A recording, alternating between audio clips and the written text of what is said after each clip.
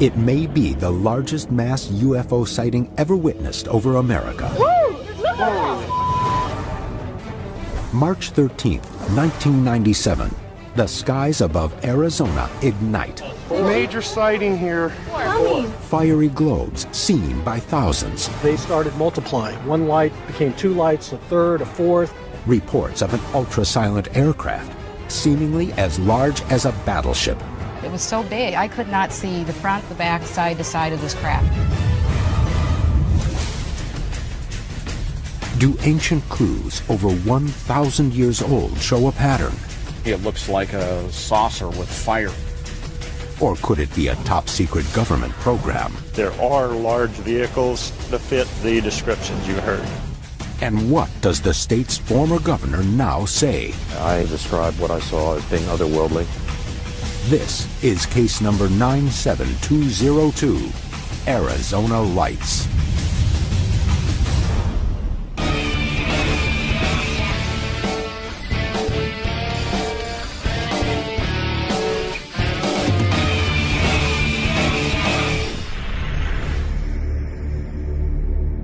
Something is in the sky and something is happening, and I'll go to my death knowing that what I saw was true.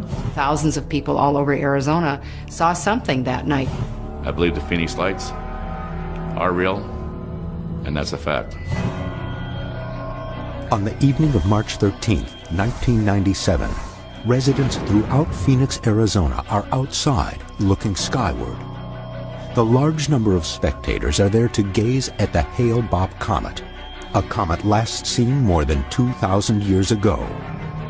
But instead, something else appears in the darkness.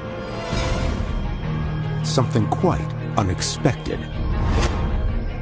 A mass sighting that came to be known as the Phoenix Lights. What people saw on March 13th, 1997 put Hale-Bopp to shame. The most famous aspect of the case is the videotape footage of anomalous lights that appeared over Phoenix around 10 p.m. According to eyewitnesses, the lights seen are red or orange in color and appear to blink on. They also very interestingly describe them as hovering or maintaining altitude. They don't seem to descend over time.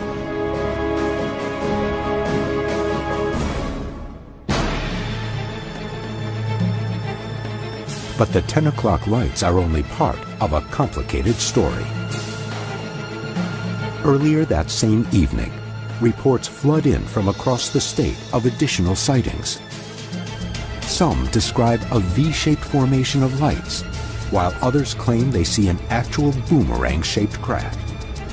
According to the eyewitnesses, what is seen in the skies above Arizona is absolutely enormous. Reports describe the craft as being nearly a mile wide. At times, it hovers silently in the night sky, but it is also capable of achieving incredible speeds. Clearly, this massive craft is unlike anything known to exist. The people who watched it were actually in shock. I got that one on video. The boomerang is allegedly spotted as early as 7:55 p.m. in Henderson, Nevada, then in Paulden, Arizona at 8:15, Prescott at 8:17, Phoenix at 8:30, and Tucson at 8:45. No images of this massive craft are known to exist. Are these separate sightings or different aspects of the same event?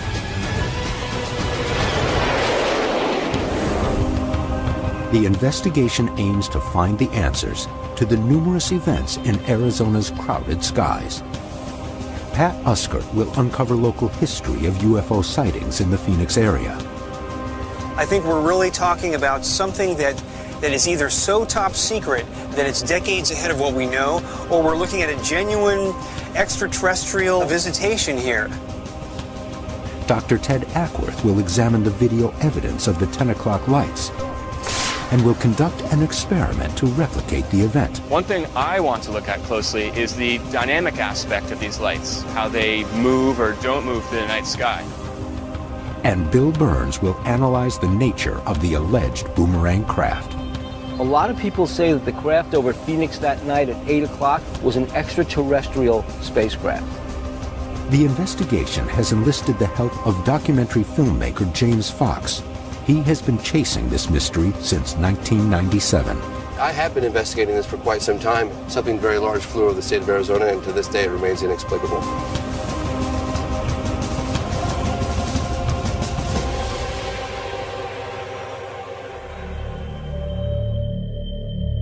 Lights in the sky over Phoenix are nothing new. Carved into these mountain rocks are ancient clues that the Hohokam Indians may have seen UFOs more than 1,000 years ago. The night skies over Phoenix seem to have a history of strange events that led to the 1997 mass sighting and through to the present day. I believe they were not of this world. And I thought, wow, I'm just seeing things that most people are never going to see in a lifetime. These events occurred over 11 years ago. Why are people still talking about them? The eyewitnesses aren't buying the explanation. UFO hunters asked for and received an official statement from the Air Force in regard to the 10 o'clock lights over Phoenix on March 13, 1997. It states that the lights were caused by LUU-2 illumination flares dropped by A-10 Thunderbolts. The Maryland Air National Guard performed the drop as a training mission over the Barry Goldwater mountain range. The only explanation is flares from the Maryland National Guard. They're saying that there were flares dropped from the Air National Guard, and I think a lot of the witnesses and the videotaped evidence will suggest otherwise.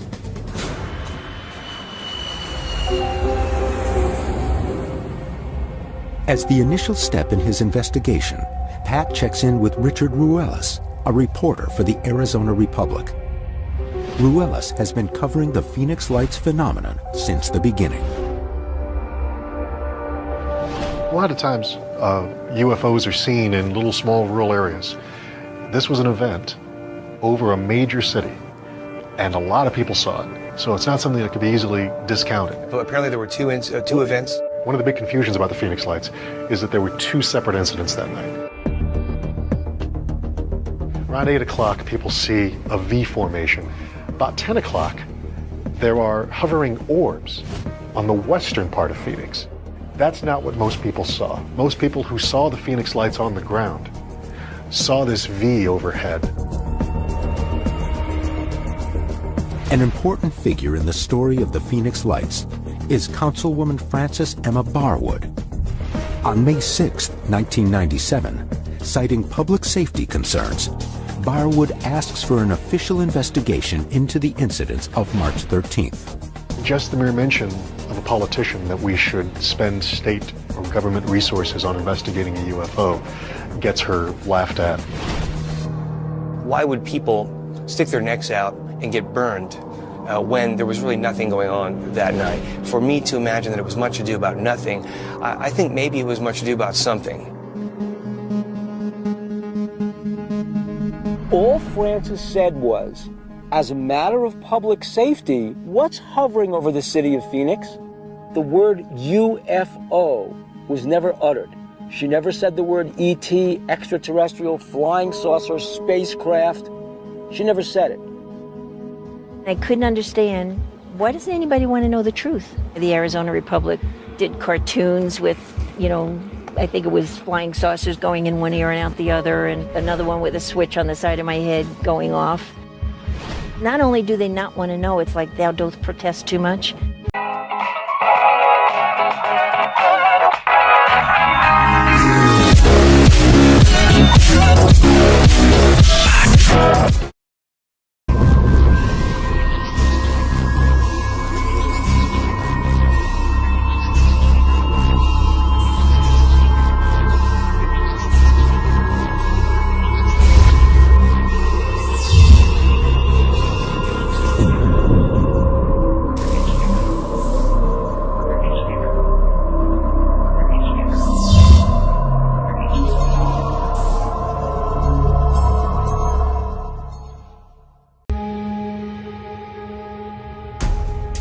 So, Frances, what sort of response was there? I started getting phone calls at 7 o'clock in the morning.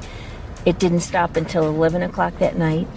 And over the summer, we take a break, and I tried to call back everybody. I called over 700 people. Did you pursue any investigation on your own to follow up on this? I referred all the phone calls to the governor, Governor Symington at the time.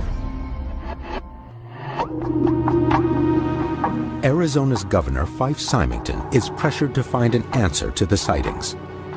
He calls a press conference on the morning of June 19, 1997. Symington states that he will look into the issue. And we're going to get to the bottom of it. We're going to find out if it was a UFO. Later that same afternoon, the governor calls for another unscheduled press conference. And now I'll ask Officer Stein and his colleagues to escort the accused into the room so that we may all look upon the guilty party. And he starts talking about the Phoenix Lights. And we thought, wow, you know, he's really going to check into this. Anyway, out walks his chief of staff in this costume and like an extraterrestrial. And we realized this was a big joke. You know, first of all, not at all like Fife. Doesn't have a sense of humor. This just goes to show that you guys are entirely too serious.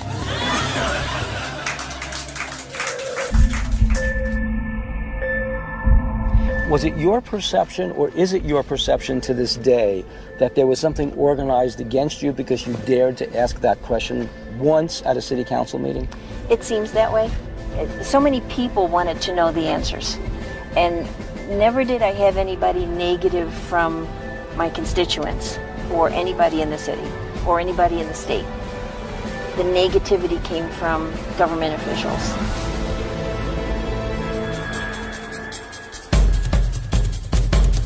But other details emerge. Strange video taken in the days, months, even years before the mass sighting may hold clues. And the governor, who laughed at first, now makes a stunning reversal. What did he see with his own eyes? I saw a large delta-shaped dark object.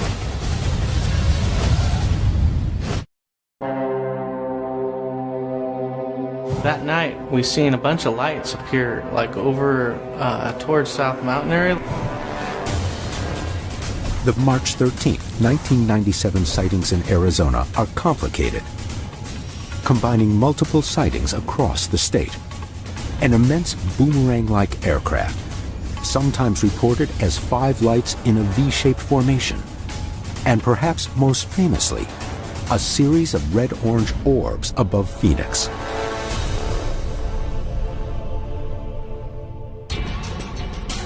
Bill and James Fox are meeting with Mike Kristen, an eyewitness to the Phoenix Lights. Take a look at this. Oh my God. On March 13th, 1997, Mike is out on his balcony enjoying the cool night air when he spots a bright orange light in the distance. You tell me what it is. So I went in to get my video camera to shoot it, and as I was doing that, it went out, and another light appeared to the right of this thing, a little bit lower. That light went on. Then another one went on. Before I knew it, this entire array of lights had gone out. 8 or 9 lights, and they formed this arc. I videotaped that for about 2.5 minutes, and then the lights slowly started to go off one at a time, and not in the same order that they went on.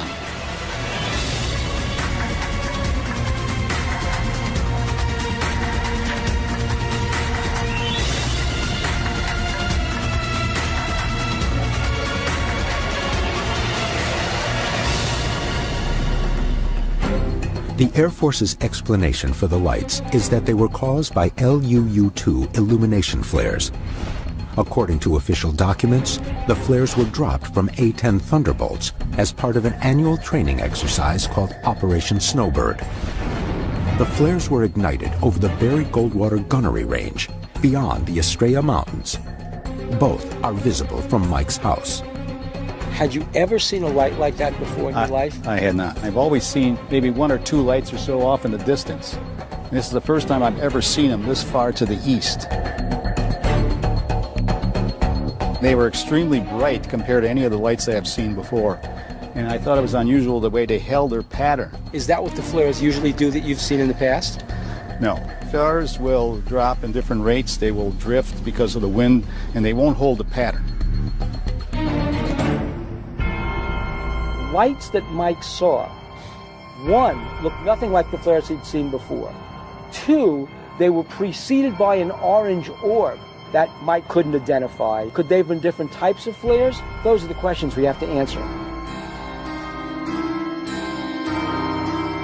What do you think you captured on videotape that night? It could have been one of three things in my estimation. Number one, it could have been a hoax, which I don't think it could have been a hoax because it was pretty elaborate. It could have been an alien spacecraft, but I have no proof of that. And the only other thing that I can figure out it could be is some kind of a military experiment.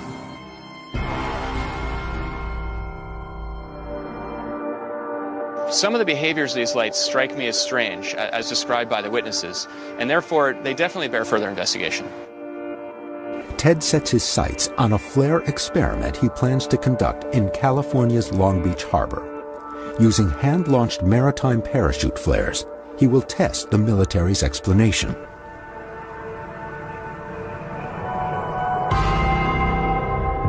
Another witness to the 10 o'clock lights over Phoenix is Dr. Lynn Ketai. A physician and documentary filmmaker, Dr. Ketai chooses to remain anonymous for 7 years after the incident. In 2004, at great risk to her professional reputation, she comes forward with the stunning revelation that these lights have appeared before. I was experiencing these phenomena for 2 years prior to the mass sighting. I had a very close sighting to our home. I tried to take everything in, the size, the shape, the color. They were about 3 to 6 feet each. They were orbs. There was a uniform amber color throughout. It didn't glare at all.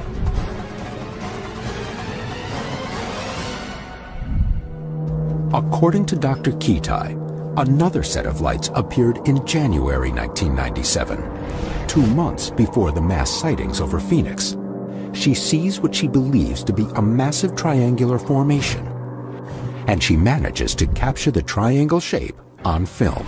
There were 6 points of light that seemed to be attached to something, moving slowly in tandem behind South Mountain. After seeing strange lights in both February 1995 and January 1997, Dr. Ketai is not surprised when she sees some familiar lights 2 months later on March 13th. I saw the 6 lights pop on, and I fumbled with my camera to get out there really quick, and by the time I got it focused, that's what I saw.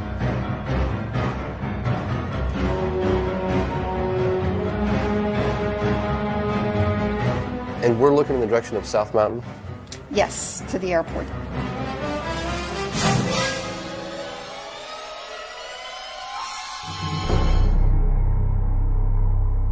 So Lynn, just to play devil's advocate for a minute, what would you say to someone who suggested that what you saw was a military flare?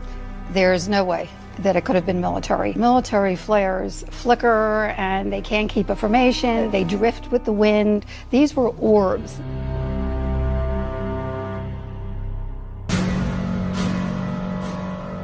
Another eyewitness who manages to capture his experience on tape is Stephen Blonder, the author of Oracle of the Phoenix. And like Dr. Ketai, March 13th was not the first time that Steve and his neighbor, Jaylene Brugman, claimed to have seen something inexplicable in the Phoenix sky. March 10th was the first night that I saw strange lights in the sky. Did you see it on there? Yeah, I got it on tape. I got out my video camera and I started filming this thing, trying to get a close-up of what it was. And it was this orange pulsating light that was unlike anything I'd ever seen in my life. Jaylene, how did you get involved in this?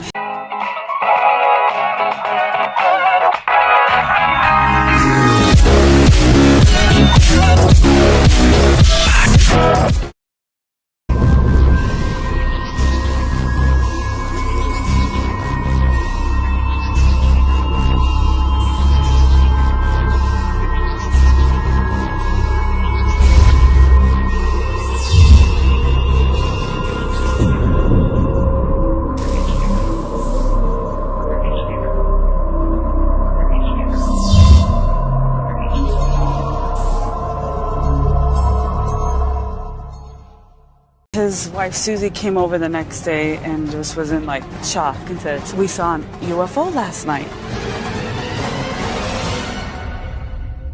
For the next 3 nights, Steve's balcony becomes the scene of nightly viewing parties. Susie, they're back. And each night, they are not disappointed.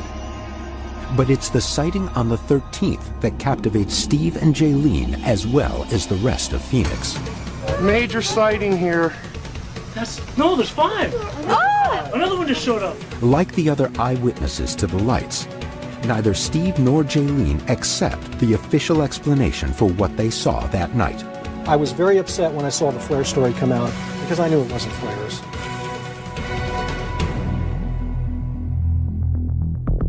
The flares that ANG claimed they dropped were LUU-2 illumination flares. The eyewitnesses were surprised that there wasn't any illumination or sky lit up around the flares. But it is possible that the environmental conditions that night wouldn't have allowed for that kind of reflection around the flare. UFO Hunters invites Jaylene and her husband Jason, also an eyewitness that night, to participate in an experiment spearheaded by Ted in Long Beach, California. We're doing the best we can to approximate what would have been the kind of military flares that would have been deployed from aircraft. And we'll just see if our witnesses who saw the lights over Phoenix think that these lights look like the military explanation. The team is using standard maritime flares in place of the LUU-2 military flares. Maritime flares are used by ships in distress to visually signal rescuers. When launched, they shoot nearly 1,000 feet into the air. Both the LUU-2 and maritime flares are deployed with parachutes, and Ted is primarily interested in the way the flare's flight characteristics are perceived by the witnesses. Well, I have no way of predicting what's going to happen. We'll just have to launch these flares and see what they look like. We're all ready to shoot. We've got 5 flares. Make sure they're looking at the trajectory. That's one of the most important aspects here in the test. Okay, we're going live in 10 seconds. The flares are sent aloft. Now it's up to the witnesses to decide. But could there be another military angle to this case? The lights over Phoenix could mask one of the largest clandestine government projects ever created, a top-secret stealth aircraft that is utterly enormous.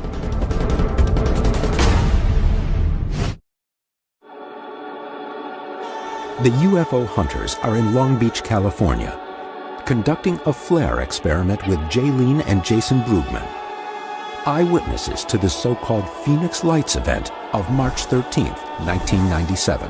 The official explanation put forward by the Air National Guard is that the lights over Phoenix were flares, LUU-2 flares dropped from A-10 Warthogs. Because Ted is primarily concerned with the flight characteristics, he'll substitute one parachute flare for another, using maritime flares instead of the LUU-2s. They are easier to control, and the eyewitnesses can be closer to the source of light. Do you have any special instructions for the witnesses? I want to make sure the witnesses are looking at a few different things, primarily the trajectories of the flares. As they float down, they follow a similar trajectory to what they had seen in Phoenix. Okay, guys, we are locked and loaded. Eyes in the sky in 10 seconds. I'll take one. Okay, you ready? There it is. That's the first one.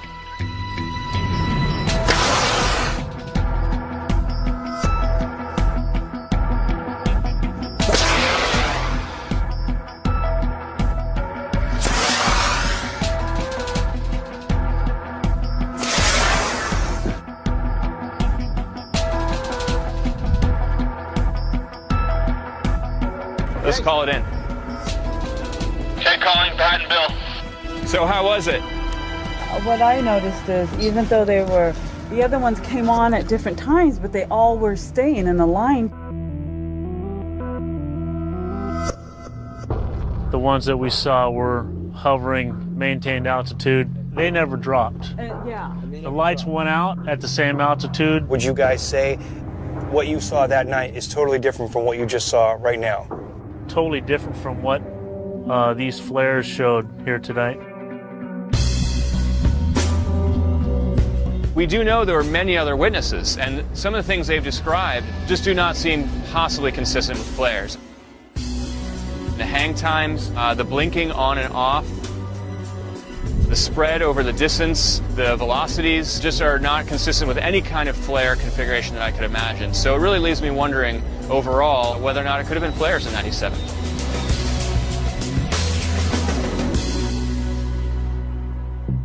With eyewitnesses discounting flares in the field test, Ted turns to the video from that night to see if any other characteristics of the lights could be distinguished.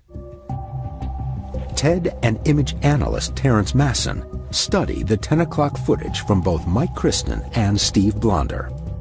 We have a source from Mike in the northern part of Phoenix and Steve, who's in the sort of the southern side. They're about 15 miles apart, roughly, across the basin. It seems that they've both taken footage of what appears on initial analysis to be the same thing. To the naked eye, the lights in the footage seem to be over the city. After several minutes, the lights appear to blink out. There are theories that they're flares that are flaming out. Now, the curious thing is that when they go off, they don't go off in order. If they were flares getting dropped out of an aircraft successively, and their burn times are approximately equal, they'd probably flare out in order as well. Though the behavior of the lights seems to contradict the flare explanation, their physical appearance may back up the Air Force's claims. So regarding the LUU-2 flare theory from the military, we know chromatically they're pretty white. What do you think from the footage here? Is that consistent with the military's explanation? It seems to be, but as we've seen many times, the video quality, most of these lights, if they do have any color in them that you see with the naked eye, they're still going to show up on video as white. It's basically overexposed points right, against even black. if there's color. Right. It's not proof that they're flares, but it's definitely a possibility, right. I'm on the fence, I guess I'd have to say. It seems pretty unlikely to me that these were a string of flares floating down on parachutes. But then again, we're dealing with appearances. We don't have a lot of quantitative data on this, and I don't really feel that they were flares. And I can't quantitatively prove it one way or another. Pat and Bill return to Arizona in order to track down witnesses to the other multiple sightings on the night of March 13, 1997. They are on the trail of an alleged second object seen on the same night. Witnesses report a boomerang-shaped craft flying over the state of Arizona between 8 and 10 p.m. Because there are no known photographs or video of this alleged massive craft, UFO Hunters has enlisted the help of John Bavaresco, a sketch artist and computer graphic expert. Based on multiple eyewitness testimonies, John will create a composite image of what was in the skies over Arizona that night. 8:13 p.m., March 13, 1997. Dana Valentine is sitting on the back porch of his father's house when he sees 5 lights in a V formation approach. I watched a little longer and came by about 10 minutes, and I figured they should have been on top of me by now. Intrigued, Dana brings his father outside to watch the lights with him. We couldn't tell if it was 5 units or one huge one, but as it got closer, we believed that it was starting to be one big one because it was just huge. So it didn't look like it did have a body shape to it? Well, it definitely was one big object to me. How big would you say that it was? If I had to go from the left light to the right light, I'd have to say probably close to a mile. John takes the visual details and puts the information into the CGI program. He shows the image to Dana. Okay, what I've done here is an animation of a direct overhead shot, basically on how you witnessed it as it passed over. The lights look good, the size is right, that's definitely what I saw. Dana's description of the V formation is consistent with other witness testimony. A mile from tip to tip, 5 large lights, and completely noiseless in flight. Bill, James, and John meet with another witness, Terry Mansfield, who claims to have observed a boomerang-shaped craft. All of a sudden, one of my volunteers pointed straight up and said, "Oh my gosh, what's that?" And we all looked straight up. First thing I noticed was there were no more stars. I couldn't see the stars anymore in the sky. And it appeared as if there were a black, shimmery, satiny piece of material right over my head. Terry seems to see details that few others report. The craft seems to shimmer in the night sky.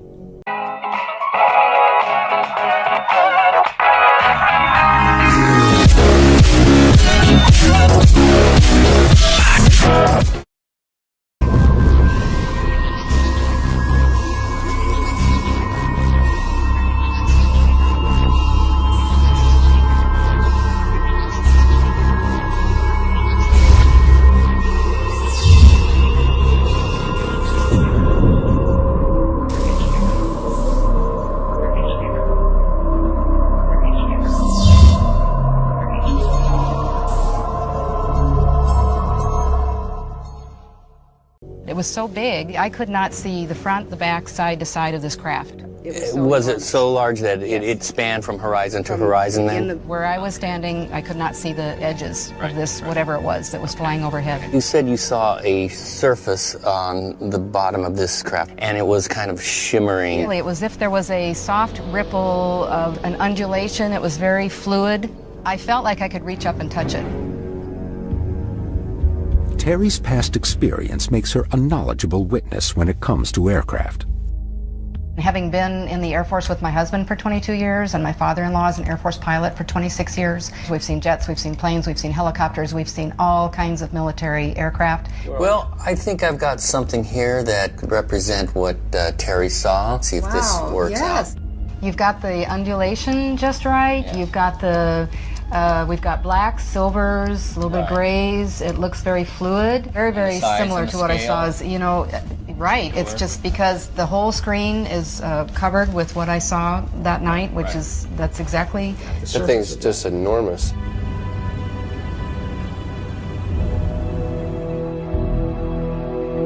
One of the most powerful forms of evidence is corroborating witness testimony from people who don't know each other, never heard of each other. So what this does for the case is it adds another mosaic tile to a much larger picture. Orbs, a mysterious string of lights, and a massive V-shaped object that appears to undulate are all reported over Phoenix in March 1997. Are these sightings all related, or completely separate incidents? And is it possible that the technology responsible is a top-secret invention of our own? There are large vehicles that sort of fit some of the descriptions you heard. Whatever was going over my head, it seemed to be so low that I could reach up and touch it, and it was absolutely silent.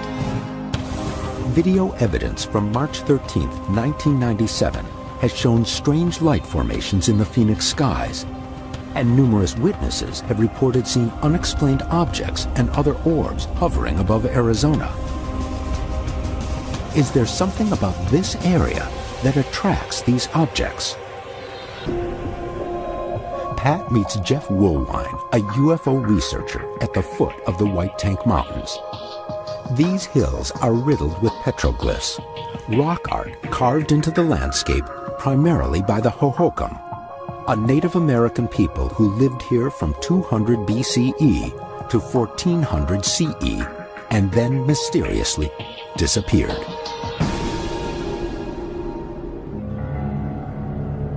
Clearly, the Hohokam were seeing things in the sky as we're seeing now, strange objects, strange lights, if you will. They didn't have video cameras back then. They had stone boulders to record something significant, something to remember in history. They wanted to copy this down so people would understand what had happened here. Pat and Jeff hike to the spot where strange petroglyphs have been found. Among the petroglyphs is an image Jeff believes to be significant. You'll notice this interesting line here. It has a block here, a block here, a block here, and a line. In today's world, what we like to call them is barbells. Barbell-shaped UFOs, like this one videotaped over Phoenix on January 24, 2005, are well known to modern researchers. It's possible that local tribespeople were inspired to record their own sightings on these very rocks nearly a millennium ago. And when you say barbell, you mean a barbell-shaped UFO? Barbell-shaped UFO, correct. Right now, I'm looking at glyphs that are very interesting, but again, they are Jeff's interpretation. You could speculate, it could be the sun, a star, but it could also be a light in the sky. That's correct. These people could have been recording UFOs, or they could have been recording celestial events, stars, comets, that sort of thing. So at this time, it's just a theory, but it's a very interesting one. While Jeff's interpretation is a personal one, even government experts who have studied the petroglyphs for years have difficulty explaining some of the images. Doc Tallboys is a park ranger and works with the Arizona State Historical Preservation Office on the study, cataloging and mapping of all the sites in the White Tank Mountain Regional Park. So, Doc, what's your take on the White Tank Mountain petroglyphs? The Hohokams really observed what was going on around them. They were great observers of celestial events, seasonal events. So they really left us an interesting pictorial history of that from their point of view. We have pictures that could look like alien beings, men wearing helmets. We have one obvious one that, if you look at it one way, it looks like a saucer with fire coming out of the bottom. We're strictly speculating on what these things mean. We have no idea what they mean, because there's no Rosetta Stone, there is no bridge to translating what they might have been. But while the mysteries of the ancient petroglyphs are hidden by history, the truth behind the lights seen over Arizona may have been intentionally kept secret. In nearby Mesa, Arizona, Bill and James Fox arrive at the Arizona Wing Commemorative Air Force Museum. They are meeting with aviation expert and author Bill Scott, who did research on a highly classified black operations aircraft for an article in Aviation Week magazine. What he pieced together in his research bears striking similarities to what was witnessed over Phoenix. Apparently it was up to a mile across. It could fly silently, it could hover. When it took off, the witnesses described it as, had they blinked, they would have missed it. It was a boomerang shape. Boomerang shape, V shape. You have done a lot of research. You've written a lot of articles for Aviation Week and Space Technology. What is your take on this? We came across a number of black programs, highly classified programs, that probably included near neutral buoyancy. In other words, it's a vehicle filled with helium. It had a rigid hull, so we call them rigid hull airships. Some of these were reported as being very large, perhaps the wingspan of a football field. They typically were triangular shaped. Some were sort of boomerang shaped. No pictures, official diagrams, or blueprints of these types of vehicles have been released by the government. If the U.S. military does operate these massive aircraft, they still remain secret. These things might have been developed for Special Forces operations. Nice thing about this particular vehicle design is it could carry fairly large payloads. So you could put an entire small unit of fully outfitted troops on board. Is there any projected point, at least in your estimation, when these covert aircraft will be revealed to us? They may never be revealed, because as long as it's an advantage, we don't want people to know about them. That's the way the black world thinks.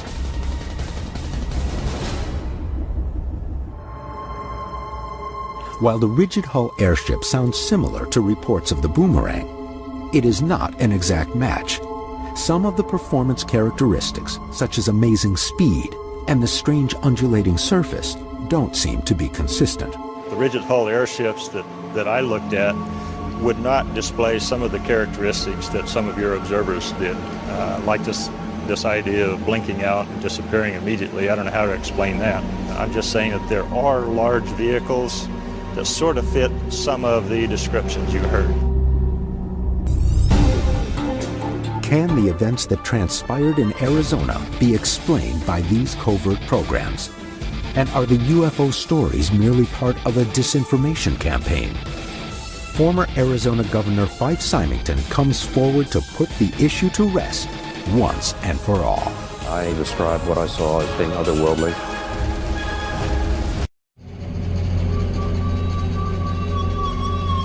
Bill and James Fox are meeting with Fife Symington, the governor of Arizona from 1990 to 1997. On June 19, 1997, the governor holds a press conference and promises to investigate the Phoenix Lights event. But then, later that same afternoon, he calls another conference and brings his chief of staff out before the press dressed as an alien. Now, Symington explains his actions. The whole world descended on us. We were just inundated from all over the world, the Peking News Bureau, the BBC, everybody sort of descending on Phoenix about the lights over Phoenix and what was happening. So I got together with my staff and made the decision at that point to do a spoof to try to kind of lighten the atmosphere. But I didn't realize I was going to offend so many people. I was just simply trying to kind of add some levity to this atmosphere, which I thought was really starting to get a little too hyped up, a little over the top. Too much hysteria. You've said repeatedly that you pursued all these avenues to get to the bottom of what was going on in Phoenix in March of 1997. What were those avenues, Governor, and how did you pursue them? I asked my staff to call the commanding officer at Luke Air Force Base and to call the head of the Department of Public Safety and the general who was in charge of our guard to try to find out what it was. And the Air Force totally blanked us. They just said we have no comment. That was it. No comment. Not we don't know, but no comment. We have no comment. That's unacceptable, though, isn't it? I mean, that's just not acceptable. You have to know what flies around in your airspace, right? As a governor, you know that no comment means a lot more than we don't know, there's nothing there. Well, I know as a governor, the worst comment that a governor could make is no comment to the press. No comment means there's something to comment about. So for the first time, we found out that the Air Force knew there was something there, but would not talk about it. In 2006, Governor Symington agrees to be interviewed for James's documentary, Beyond the Blue, and drops a bombshell on camera. A lot of people saw it in Maricopa County, and I saw it too. Symington, a pilot and retired Air Force officer, admits that he himself saw the boomerang-shaped craft.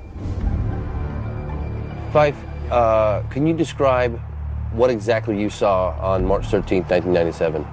I've described it as a delta-shaped craft, but it was a large, dark object, and it was enormous. It was so big it was hard to really determine how fast it was going because it was so large. It was very, very odd, the whole thing. It was kind of had an iridescent quality to it, and it was just astounding. I mean, much bigger than anything I'd ever seen in the air. I realized that I was seeing something that was truly extraordinary. Fife, why did you decide to come forward? I figured, well, enough time has passed, and I can see that there are a bunch of people that are really angry with me for what I did, so this is really an opportunity right now to set the record straight. I'm no longer governor, and I'm just a Joe citizen, and I don't want people to be, who are my constituents, to be upset with me for something that really I'm on the same page. In your opinion, as an Air Force officer, as a pilot, do you think that this craft you saw was military? Do you think the craft you saw might have been extraterrestrial or something along those lines? I've used the word before to describe what I saw as being otherworldly. I just don't believe that it came from anything that we know, on Earth. So you call it extraterrestrial, otherworldly. It was an incredible thing to see, and I just don't know of any earthly explanation for what we saw.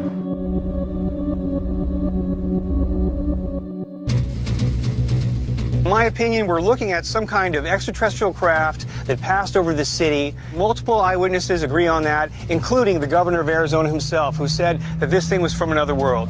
I can't imagine that hundreds of people across Phoenix would be so fooled. It really does leave me wondering, could this have been something more? I think it's a real craft. I don't think it's an illusion. I think it's a craft that has amazing aerodynamic qualities. I think it's a solid craft, but I think it is our own neutral buoyancy triangular spacecraft. Tests have shown the lights captured on video on March 13, 1997, behave unlike conventional flares.